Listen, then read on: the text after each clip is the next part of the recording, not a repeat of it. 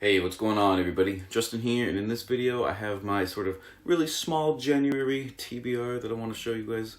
I'm actually uploading on a vaguely consistent schedule, so we're going to see how long that lasts. But right before we get into the books, I think I got 5 over there that I want to get to by the end of the month and stuff. I usually don't plug my other videos and stuff, but I recently did kind of one of my nature walk outdoorsy ones. I hadn't done one for like forever, and it was kind of a long, just philosophy of reading tag video with 20 questions, kind of rambly walking, snowshoeing, I guess, not really walking, through the woods and stuff. And I actually thought it came out pretty good. I mean, for some reason the quality somehow got detranslated from my GoPro and I don't know. But the content I really actually thought was actually pretty cool. So like I said, I don't usually plug my other videos, but definitely go give that a look if you're interested in kind of what I think about reading and books and stuff like that. But let's just go on to my January TBR. And last year I actually read 12 of these Oxford very short introduction books here. I actually read one for each month. I think there was like 2 months where I read 2 to make up for 2 months that I didn't read. But I still finished 12 over the course of the year. And I was like, might as well try to keep that going in the new year of 2022. And for this month, I wanted to kind of go with some more of like an intellectual or philosophical kind of concept. I have 2 history and 2 nature books.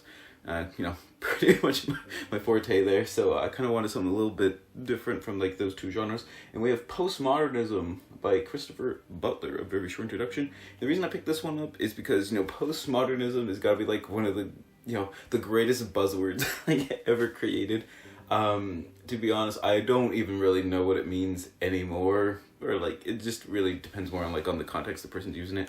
But I remember even in college, when I took, I can't remember one of the philosophy classes, and we did a unit on postmodernism, and everyone was just like, what? So I'm hoping this kind of refreshes and jogs my memory, maybe helps me understand the concept of postmodernism a little bit better. Alright, let's go on to 2 history books. And I have a lot of biographies that I want to get to.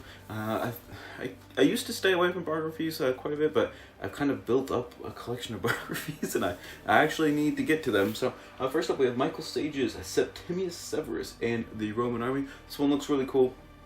For those who don't know, the Severan dynasty was created by Septimius Severus at the end of the 2nd century CE.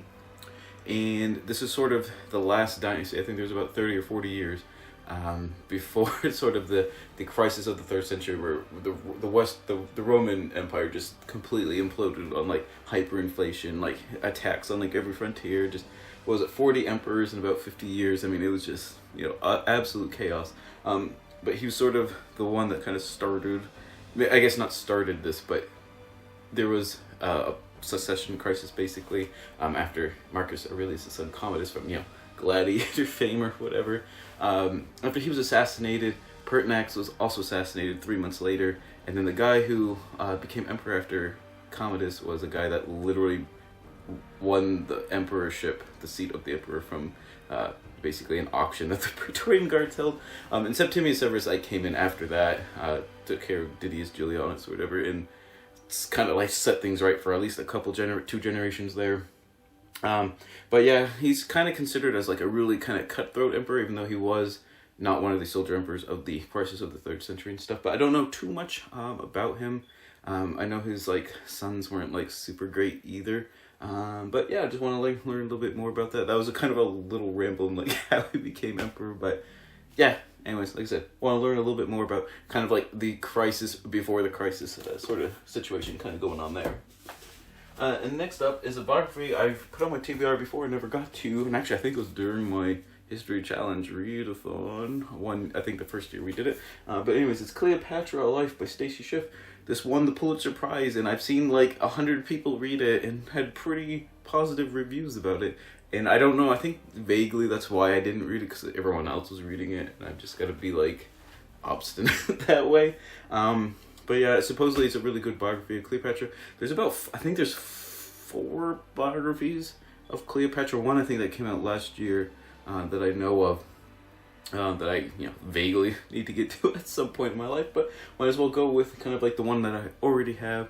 And like I said, I probably should have read it 2 years ago, but just chose not to because I just was seeing it around everywhere.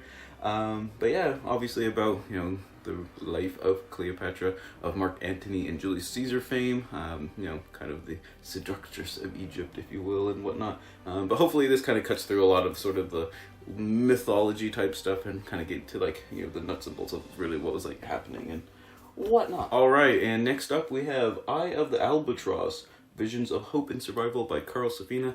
I really want to read all of his works after reading Voyage of the Sea Turtle, which I did last year. Just absolutely loved it.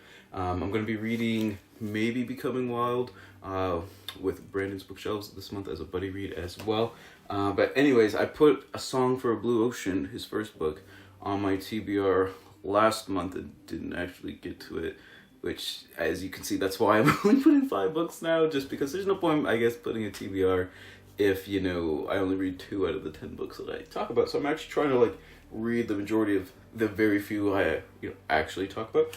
But, you know, presumably this book is all about albatross. And if you don't know much about these birds, definitely look them up. I think they are considered the biggest birds. There's several subspecies, or several different species of albatross. But I mean, some of their wingspans can get 6, 7, 8, 9, I think even like 10 feet in diameter. I don't know if diameter is right. In what? Yeah, I guess in diameter or wingspan. I don't know. Maybe wingspan is the technical term. But anyways, just absolutely massive birds.